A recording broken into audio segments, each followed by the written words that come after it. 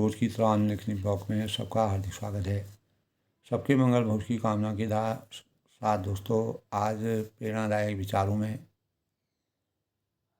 आत्मा और परमात्मा की पराकाष्ठा के संबंध में दोस्तों, भगवद गीता में कहा गया है कि मैं समस्त प्राणियों को हृदय में स्थित रखता हूँ। और इसका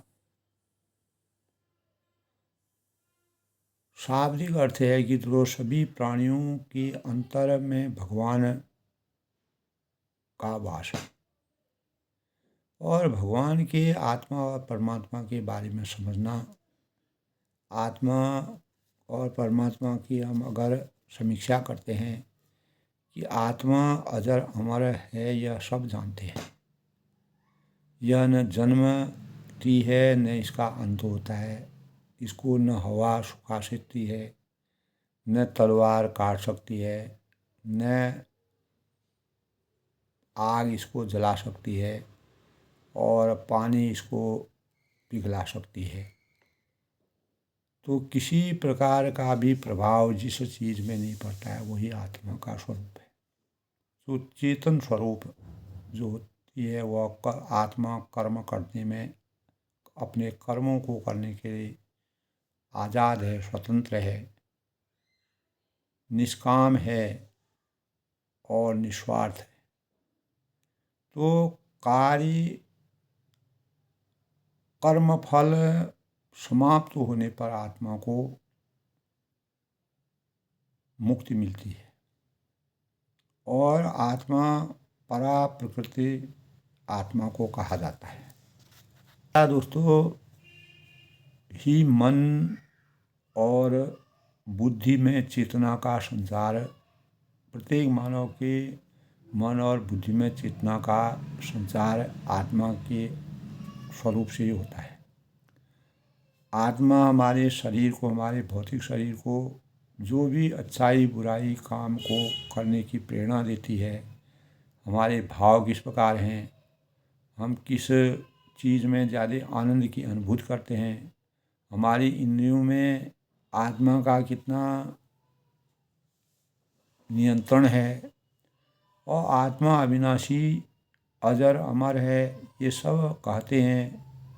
आत्मा का को जलाया नहीं जा सकता है और आत्मा का कोई आदि और अंत नहीं है। अव्यक्त, अचिंत्य और अपरिवर्तनशील है। तो कहा है, अहम आत्मा गुडाकेश सर्वभूता मया स्थित। अहम आत्मा गुडाकेश सर्वभूता मया स्थित, यानी संपन्न समस्त प्राणियों के हृदय में। कहने का तात्पर्य है कि समस्त प्राणियों के हृदय में आत्मा हो। तो नैनं छिद्यन्ति शस्त्राणि।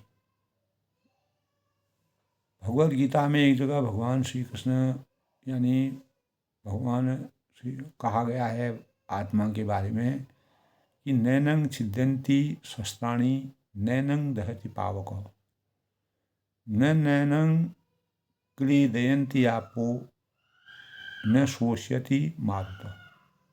यानी गीता, भगवद गीता के 17वें अध्याय में के 23वें श्लोक में ओम तत् सत इति निर्देश, यानी ब्राह्मण त्रिविध समर्थ, यानी पूर्ण परमात्मनो प्राप्त। तो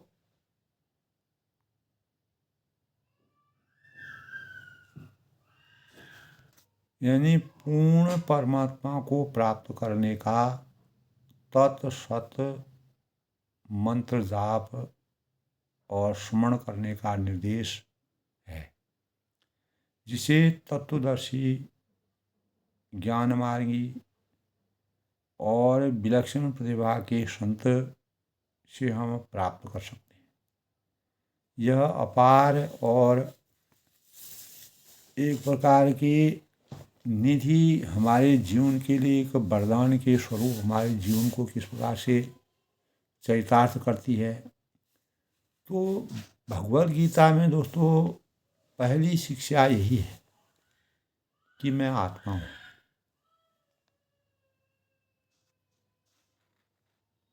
मैं इस शरीर से भिन्न हूँ। तो मैं इस शरीर से यानी भिन्न हूँ। मैं तो जीवित शक्ति हूँ, किंतु यह भौतिक शरीर जीवित शक्ति नहीं है। यह तो जड़ पदार्थ है और केवल इसीलिए दोस्तों सक्रिय बन पाता है, क्योंकि इसमें आध्यात्मिक शक्ति उपस्थित है।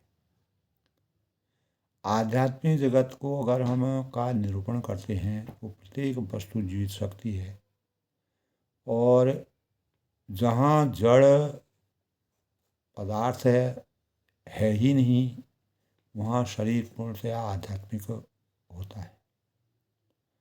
और आत्मा की तुलना तेल से और शरीर की जल से की जा सकती है। अगर हम एक दूसरे का अस्तित्व की बात करें तो जब तेल जल में होता है तो उसमें अंतर होता है, और वह अंतर सदैव बना रहता है। इसीलिए आध्यात्मिक आकाश में जल में तेल के स्थित होने का प्रश्न ही नहीं उठता है। वहाँ हर वस्तु आत्मा है। तो निर्विशेषवादी जो होते हैं, नहीं चाहते कि शरीर विकसित हो, वे चिरंतन मतलब अनवरत रूप से आध्यात्मिक कण में रहना चाहते हैं, और उसके सुख की यही धारणा होती है। किंतु जो भक्ति योगी होते हैं कृष्ण की सेवा करना चाहते हैं, इसीलिए हमें हाथ पांव तथा शरीर के अन्य अंगों की आवश्यकता पड़ती है। निसंदेश ये अंग हमें कृष्ण की सेवा करने के लिए प्राप्त होते हैं। और जिस तरह हम अपनी माता के गर्भ में अपने शरीर का विकास करते हैं, उसी तरह आध्यात्मिक जगत में हम आध्यात्मिक शरीर विकसित कर सकते हैं। तो आध्यात्मिक शरीर का विकास कृष्ण भावनामृत में के अभ्यास द्वारा होना भी तय है दोस्तों, क्योंकि वह भौतिक शरीर, यह जो भौतिक शरीर है, इस भक्ति योग विधि से आध्यात्मिकृत जो हम बनते हैं। यदि हम लोहे को आग में रखें तो लोहा इतना गर्म हो जाता है कि वह भी अग्निवत हो जाता है। जैसे अग्नि होती है वो अपने स्वरूप को बदल देता है। जब लोहा लाल तप्त हो जाता है, वह पूरा तप जाता है, तो उसमें अग्नि के सारे गुण विद्यमान हो जाते हैं। और यदि उस लोहे से किसी वस्तु को छुएं तो वह लोहा अग्नि की भांति कार्य करता है। इसी तरह यद्यपि यह शरीर भौतिक है, किंतु कृष्ण भावनामृत के माध्यम से यह आध्यात्मिक बन सकता है और आत्मा के रूप में कर्म कर सकता है। यद्यपि तांबा एक धातु है, इसको हम इस प्रकार से समझ सकते हैं, किंतु बिजली के संपर्क में आती ही वह विद्युत आविष्ट हो जाता है, यानी विद्युत में परिवर्तित हो जाता है। और यदि हम उसे छुएं तो हमको बिजली के झटके लगने लगते हैं। तो इसी प्रकार दोस्तों जो ही हमारा शरीर आध्यात्मिकृत बन जाता है, हम आध्यात्म में भौतिक सक्रियता का अंत हो जाता है। जब हम यानी आध्यात्मिक तो हमारा जीवन का हो जाता है। जो ही हम आध्यात्मिक बन जाते हैं तो भौतिक मांगों में कमी होने लगती है और वे शून्य हो जाती हैं। और यह कैसे संभव है? लोहे को अग्निवत कार्य करने के लिए उसे निरंतर अग्नि के संपर्क में रहना होता है। भौतिक शरीर को भी दोस्तों आध्यात्मिकृत बनने के लिए प्रत्येक मनुष्य को निरंतर कृष्ण भावनामृत के संपर्क में रह करके कैसे जीवन में को कर्म फलों की आसक्ति से सुसज्जित किया जाता है। जब यह भौतिक शरीर दोस्तों पूर्णतया आध्यात्मिक कार्यों में लगा रहता है तो वह आध्यात्मिक बन जाता है। तो वैदिक प्रणाली में दोस्तों इसका बड़ा ही सूक्ष्म वर्णन है। उसके वैदिक प्रणाली के अनुसार अगर हम अध्ययन करते हैं तो महापुरुष या सन्यासी का शरीर जलाया नहीं जाता है, अभी तो उसको दफनाया जाता है, क्योंकि सन्यासी का शरीर आध्यात्मिक माना जाता है, क्योंकि वह भौतिक कार्य करना बंद कर देता है। भौतिक कार्यों से उसका छुटकारा मिल जाता है और इसी के परिणाम स्वरूप यदि इस जगत में प्रत्येक व्यक्ति कृष्ण भावनामृत में पूर्णतया लग जाए और इंद्रिय तृप्ति के लिए कर्म करना बंद कर दे, यानी इंद्रियों की आसक्ति से वह त्याज्य हो जाए, तो सारा जगत अविलंब आध्यात्मिक बन जाएगा। तो राममय जीवन बनने के लिए आध्यात्मिक पराकाष्ठा की ओर जाने के लिए हमें अपने इंद्रियों की तृप्ति के लिए कर्म करने बंद करने पड़ेंगे। और कर्म हमारे सारे होंगे, लेकिन इंद्रिय तृप्ति के कर्मों को विराम लगाना पड़ेगा। इसीलिए यह सीखना अति आवश्यक है कि कृष्ण की तुष्टि के लिए जिस तरह कार्य करना चाहिए, इसे समझने में थोड़ा समय लगता है। यदि किसी वस्तु का उपयोग कृष्ण की तुष्टि के लिए होता हो तो वह आध्यात्मिक होती है। जब हम पुस्तकों का अध्ययन करते हैं, क्योंकि हम कृष्ण के विषय में बातें करने या लिखने के लिए अनेक प्रकार के चीज़ों का प्रयोग करते हैं, चाहे जो आजकल की तकनीकी है उनका उपयोग करते हैं, आदि का उपयोग करते हैं, इसलिए वे आध्यात्मिकृत बन जाते हैं। प्रसाद और सामान्य भोजन में अंतर क्या है, इसको समझना है दोस्तों। कुछ लोग कह सकते हैं कि यह प्रसाद कौन बना है, तो हम यही भोजन करते हैं, आप या हम उसे प्रसाद क्यों कहें? तो यह इसलिए प्रसाद है क्योंकि इसे कृष्ण की तुष्टि हेतु, परमात्मा की तुष्टि हेतु अर्पित किया जाता है और इससे यह आत्मीकृत बन चुका होता है। गूढ़ रहस्य सोचने की बात है दोस्तों। उच्चतर विचार के अनुसार अगर हम विचारों की पराकाष्ठा का समीचीन अध्ययन करते हैं तो कोई भी पदार्थ है ही नहीं दोस्तों, हर वस्तु आध्यात्मिक है।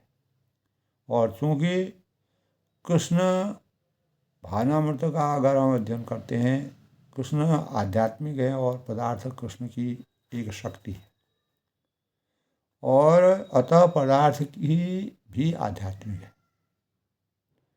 कृष्ण पूर्णतया आध्यात्मिक हैं और आत्मा से उत्पन्न होती है, किंतु जीव इस शक्ति का दुरुपयोग कर रहे हैं। आज के परिवेश में अगर हम देखते हैं तो जीव जो है इसका दुरुपयोग कर रहे हैं, अर्थात इसे कृष्ण के कार्य में न लाकर अन्य कार्यों में प्रयुक्त करते रहे हैं। इसी प्रकार रामचरितमानस में जिस प्रकार के भावों का वर्णन किया गया है, तो यह भौतिक तुलसीदास जी ने मानव चेतना को जगाने के लिए, राममय जीवन बनाने के लिए, राम के संस्कार हैं, मर्यादा है, आदर्श हैं, त्याग है और परोपकार और अहिंसा परमो धर्म, और इस तरह उसे हम पदार्थ बन सकते हैं। कृष्ण भावनामृत में आंदोलन का कृष्ण भावनामृत में दोस्तों आंदोलन का उद्देश्य सारे जगत को सामाजिक रूप में तथा राजनीतिक रूप में पुनः आध्यात्मिकृत बनाना होता है। हमारा उद्देश्य पूरे संपूर्ण सभी लोगों का उद्देश्य सारे जगत को सामाजिक तथा आध्यात्मिक रूप से पुनः आध्यात्मिकृत बनाना हो, भले ही यह संभव हो सके या न हो, किंतु हमारे अंदर से अभिलाषा रहती है। किंतु यही हमारा आदर्श है। मर्यादा पुरुषोत्तम भगवान राम सिंह जी की का आदर्श यही था।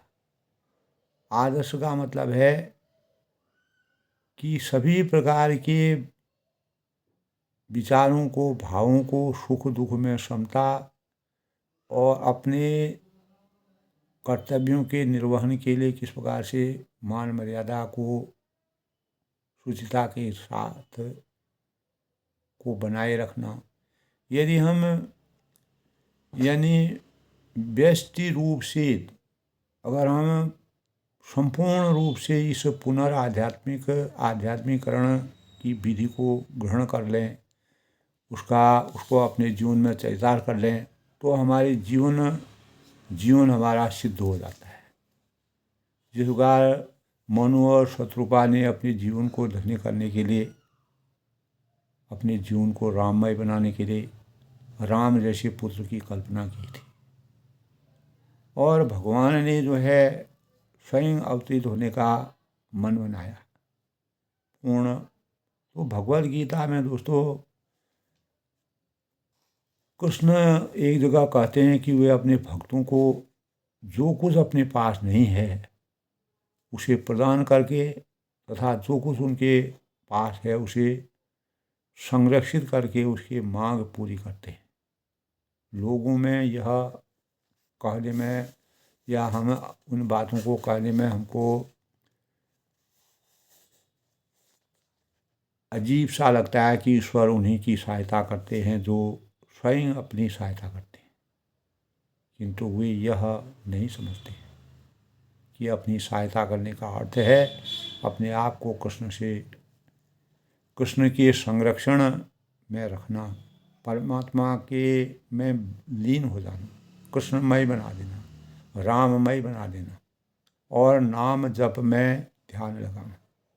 यदि कोई सोचता है, मनन करता है कि मैं अपनी सहायता स्वयं कर सकता हूँ, तो मैं अपनी रक्षा स्वयं कर सकता हूँ, तो उसका यह सोचना मूर्खतापूर्ण है। जब तक मेरी अंगुली मेरे शरीर से जुड़ी रहेगी तब तक यह उपयोगी है, और मैं इसको सुरक्षित रखने के लिए हजारों पैसा अगर खर्च करूं, किंतु यदि यह अंगुली को काम जो है इसको अगर काट दिया जाए तो यह व्यर्थ हो जाती है, इसका कोई अस्तित्व नहीं रह जाता है और इसे फेंक दिया जाता है। यानी जिसकी इतनी कीमत थी, जिसके अंदर इतना स्वरूप छिपा था, वह स्वरूप जो है स्वतः समाप्त हो जाता है। इसी तरह हम कृष्ण के भिन्नाक्षी हैं और अपनी सहायता करने का अर्थ है कि अपने आप को उनके भिन्नाक्षी के रूप में अपनी सही स्थिति में रखना, अन्यथा हम फेंक दिए जाने के योग्य होंगे। तो उंगली अपनी सहायता तभी कर सकती है दोस्तों जब वह हाथ में सही स्वरूप में रहती है और वह अपना सुनियोजित कार्य करती है। उंगली अपनी सहायता तभी कर सकती है जब वह हाथ में सही ढंग से या शरीर का कोई भी अंग हमारा तभी सार्थक है जब वो काम करने की स्थिति में होता है। तो संपूर्ण शरीर के हित में काम करती हो जो अंग, यदि उंगली सोचे कि मैं अपने को इस शरीर में से पृथक कर लूँगी और केवल अपनी सहायता करूँगी, तो उस अंगुली को क्या होगा, फेंक दिया जाएगा, उसका कोई आधिपत्य नहीं रहेगा, तो उसकी क्रियाविधि समाप्त हो जाएगी और वह एकदम जीर्ण शीर्ण हो जाएगी, यानी वह विदीर्ण हो जाएगी, मर जाएगी। तो ज्यों ही हम यह सोचते हैं कि मैं कृष्ण से स्वतंत्र होकर रहूँगा, तो यह हमारी आध्यात्मिक मृत्यु होती है। तो भगवान से विरत होकर के हम कहीं नहीं जा सकते हैं। और ज्यों ही हम कृष्ण के भिन्नाक्षी के रूप में कृष्ण की सेवा में अपने को लगाते हैं, तो वह हमारा आध्यात्मिक जीवन बन जाता है। मानव चेतना को जगाने के लिए, मानव चेतना को हमेशा भावमय रखने के लिए अतः अपनी सहायता स्वयं करने का अर्थ है कि अपनी वास्तविक स्थिति को जानना और उसी के अनुसार कार्य करना। हमारे शरीर का प्रत्येक अंग की क्या कार्य है, उसकी क्या योग्यता है, उसकी क्या उपयोगिता है, जब तक हम उसके न रहते हुए हम उसको समझने नहीं लगेंगे, तो इसी प्रकार परमात्मा का सानिध्य हमारे जीवन में चारों तरफ से है। अपनी स्थिति को जाने बिना अपनी सहायता अपने आप कर पाना संभव नहीं। दोस्तों, सेवा का अर्थ है क्रियाशीलता, क्योंकि जब हम किसी की सेवा करते हैं तो हम कार्य करते हैं, कार्य करते होते हैं। जब हम कार्य ही नहीं करेंगे तो सेवा हम कहाँ से कर पाएंगे। जब हम कृष्ण की सेवा करते हैं, परमात्मा में लय होते हैं, परमात्मा के ध्यान का, उनके वचनों का, उनके गुणों के, उनके चरित्रों का अध्ययन करते हैं, मनन करते हैं, उसको अपने उनके जीवन को अपने जीवन में चरितार्थ करते हैं, तो हम कृष्ण भावनामृत का प्रचार करते करते अपने जीवन को का एक भोजन जैसा बना लेते हैं। नाम जाप करना हमारे भोजन का की तरह एक हमारे आचार संहिता में पूर्ण रूप से विराजित हो जाता है। तो हम कृष्ण भावनामृत का प्रचार करते होते हैं, तो भोजन पकाते हैं या मंदिर की सफाई करते हैं या कृष्ण विषयक कोई कार्य करते हैं, भगवान की भक्ति करते हैं, पूजा करते हैं, अथवा उन्हें अर्पित करने के लिए खाद्य सामग्री खरीदते हैं, सेवा करने के लिए अनेक साधनों को जुटाते हैं। तो कृष्ण की सहायता करने का अर्थ है कृष्ण के लिए कर्म करना, मानव के लिए कर्म करना, मानव धर्म के लिए कर्म करना, मानवता के लिए कर्म करना। किसी स्थान में बैठकर तथा कृत्रिम ढंग से ध्यान करना नहीं होता है। तो सूक्ष्म रूप में सोचना, विचारना है। कृष्ण भावनामृत का अर्थ है क्रियाशीलता, अपने जीवन को गतिवान बनाए रखना। हमारे पास जो कुछ भी माल यानी हो, उसका उपयोग कृष्ण के लिए किया जाए, मानव चेतना के लिए किया जाए, लोक कल्याण के लिए जाए, स्वयं के सही भक्ति भोग के लिए किया जाए, भक्ति योग के लिए किया जाए। यही विधि और नीति, यही विधि संगत है।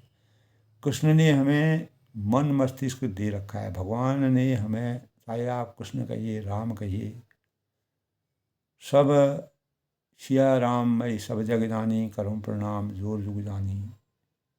तो सोचते हैं हम करें क्या, हमें ये 5 पाँव जो हमारे पैर प्रदान किए गए हैं, ये हमें इसका उपयोग कृष्ण मंदिर तक जाने के लिए करना चाहिए।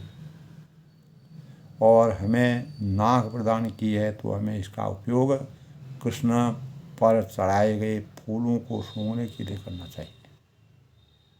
और भक्ति योग के माध्यम से हम हर सारी इंद्रियों की कृष्ण की सेवा में लगाते हैं और इस तरह इंद्रियों अपने सुखमय बनाने के लिए या आनंद की अनुभूति करने के लिए आध्यात्मिकरण हमारा होने लगता है। तो भगवद गीता में दोस्तों ये जगह अर्जुन कर्म करने से इनकार कर देते हैं और कृष्ण उसे कर्म करने के लिए प्रोत्साहित करते हैं। संपूर्ण भगवद गीता में कार्य करने की प्रेरणा कृष्ण भावनामृत में लगाना कृष्ण के लिए कर्म करना ही है। तो कृष्ण भगवान अर्जुन से कभी यह नहीं कहते कि हे मित्र बैठो और मेरा ध्यान करो। भगवद गीता का यह संदेश नहीं है। हमें अपने आप को सारे कर्मों से नहीं अपितु केवल उन्हीं कर्मों से दूर रखना चाहिए जो कृष्ण विषयक हमारी चेतना में बाधक होते हैं। और ध्यान का अर्थ है समस्त कार्य व्यर्थ के कार्य को रोक देना। जो लोग कृष्ण भावनामृत में बड़े चढ़े होते हैं वे कृष्ण के निमित्त निरंतर या परमात्मा के निमित्त निरंतर कर्म कर रहे होते हैं। तो माता अपने बुरे बच्चों से भी कहती है कि तुम बैठे रहो और कुछ मत करो। यदि बच्चा कुछ नहीं करता बल्कि अपनी माता को तंग करता रहता है तो माता कहती है कि मेरे बच्चे तुम यही बैठो और चुप रहो। किंतु यदि बच्चा ठीक ही कार्य करता है तो माता कहती है मेरे बच्चे क्या इस कार्य को करने में तुम मेरी सहायता करोगे? क्या तुम वहाँ जाकर यह कार्य कर दोगे? तो एक स्थान पर चुपचाप बैठना और उसके लिए और उनके लिए है जो यह नहीं जानते कि किस तरह बुद्धि से कार्य किया जाए। तो जब तक दोस्तों बच्चा किसी स्थान पर बैठा रहता है वह उत्पात नहीं कर मचाता है। चुपचाप बैठने का अर्थ है व्यर्थ कार्य न करना। यह कोई सकारात्मक सक्रियता नहीं है और निषेध में कोई जीवन नहीं होता है। सकारात्मक कार्यों से जीवन में सकारात्मक कर्म ही भगवद गीता का संदेश है। तो आध्यात्मिकता आध्यात्मिक जीवन वह है कि इसे मत करो। आध्यात्मिक जीवन तो है इसे करो। आध्यात्मिकता ये नहीं है कि इसे मत करो। आध्यात्मिकता वह है कि इसे करो। इसी ढंग से कर्म करने के लिए कुछ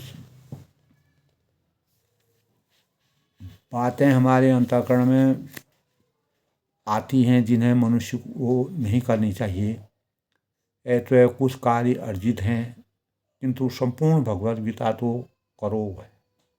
कर्मण्येवाधिकारस्तु मा फलेषु कदाचन गीता का सबसे बड़ा श्लोक है। सभी बात इसमें निहित हैं। कृष्ण कहते हैं कि मेरे लिए युद्ध करो। भगवद गीता में प्रारंभ में जब अर्जुन ने कृष्ण को बतलाया कि मैं नहीं करूँगा, मैं नहीं लड़ूंगा, तो श्री कृष्ण ने कहा कुतस्तत्वा कस्य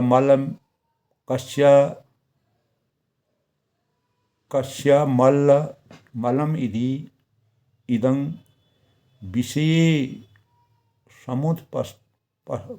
समुपस्थितम् अनार्य जुष्टम स्वर्गम कीर्ति करम कर अर्जुन। यानी उन्होंने कहा कि कुतस्तत्वा कस्मलम इदं विषमे समो उपस्थितम अनार्यं जुष्टम स्वर्गम कीर्ति करम अर्जुन। ये अर्जुन तुम्हारे मन में यह जो कलमश आया यानी कैसे यह उस मनुष्य के लिए तनिक भी अनुकूल नहीं।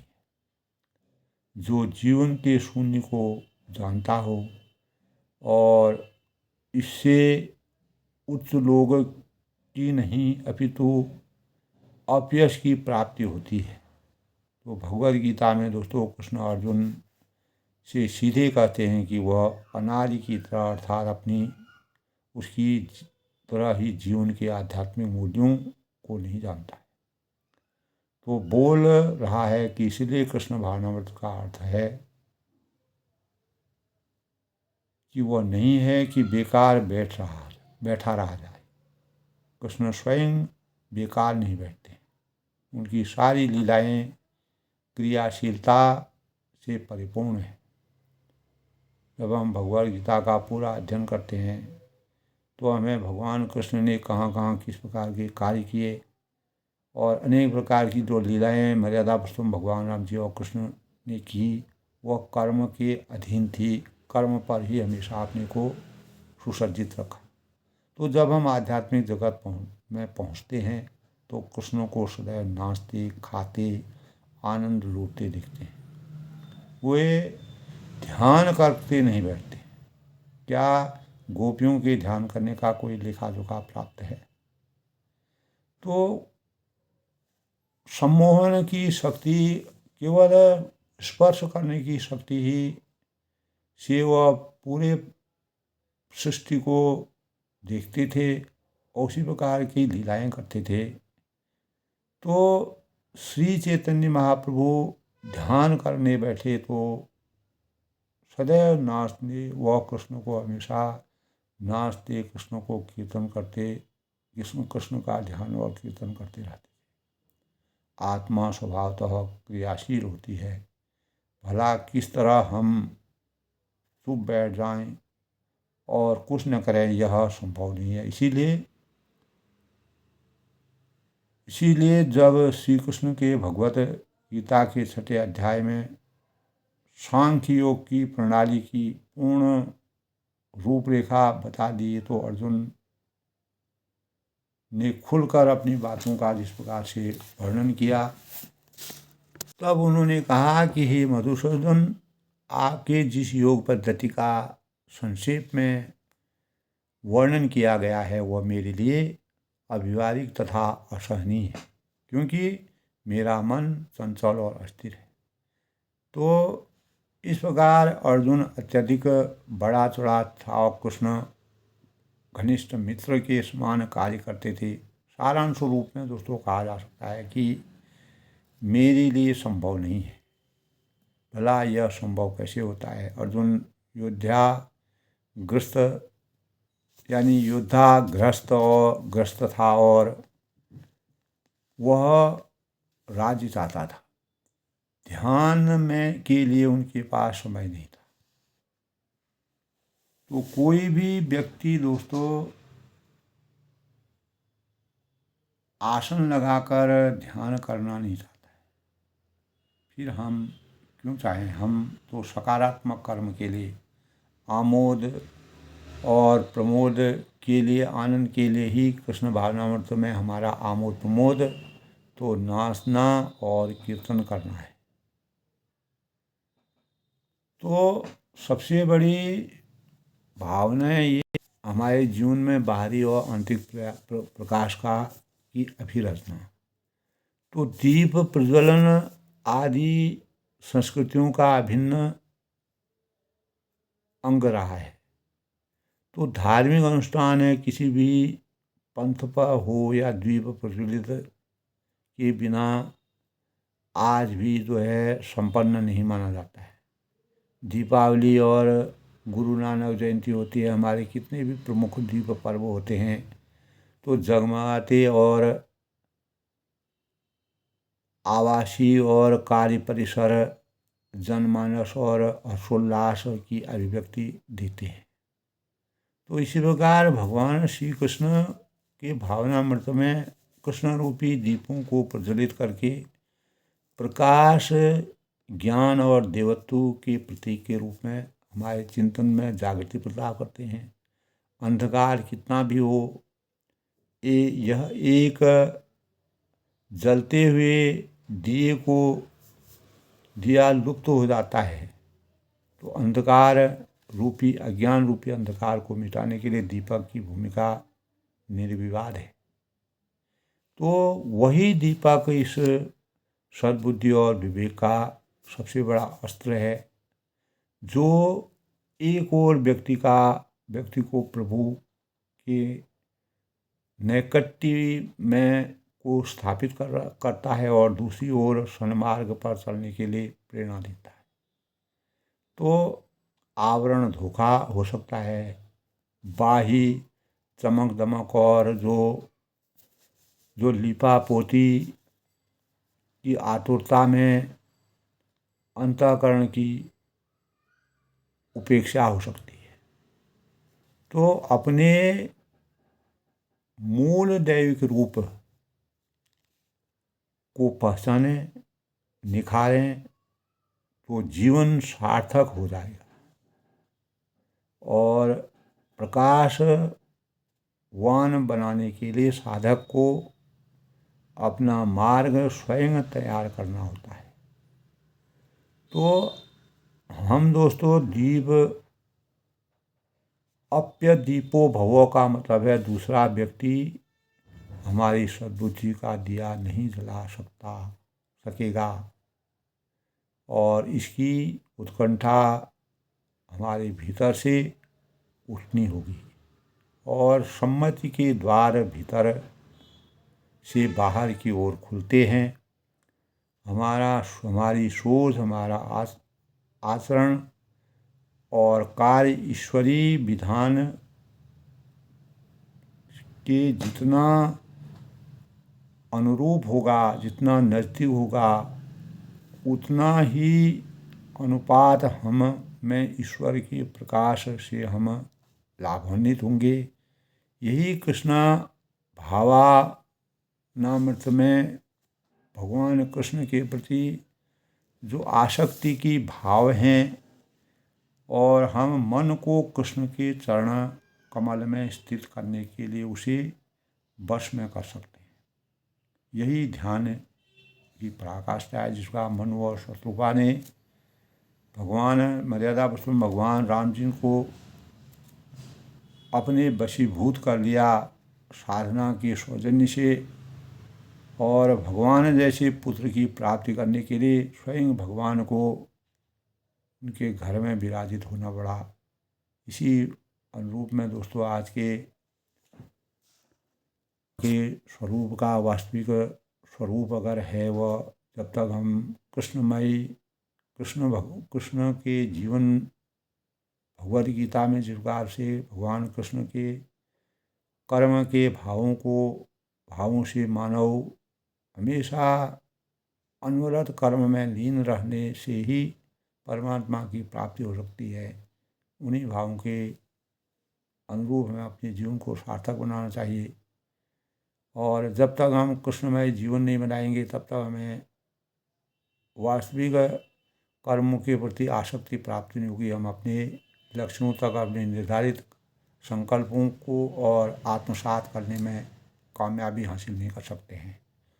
तो दोस्तों आज के प्रेरणादायक विषय में कर्म प्रधान विश्व रचय का जो जस करें तस फल चाखा की अनुभूति है। एक जगह बैठ के नहीं, गतिमान गति जिस प्रकार सूर्य कभी रुकते नहीं है और धरती अपना गोलक घूमती रहती है, समुद्र की जलधारा निरंतर चलती रहती है, उसी प्रकार मानव जीवन भी कर्म की पराकाष्ठा से सुसज्जित होना चाहिए। यही आज के प्रेरणादायक भावों का की शुभ चेतना है, शुभता है और मानव जीवन के कल्याण की यही रूपरेखा होनी चाहिए। सबका जीवन अपनी वाणी को विराम देते सबके मंगल भोज की कामना करता हूँ।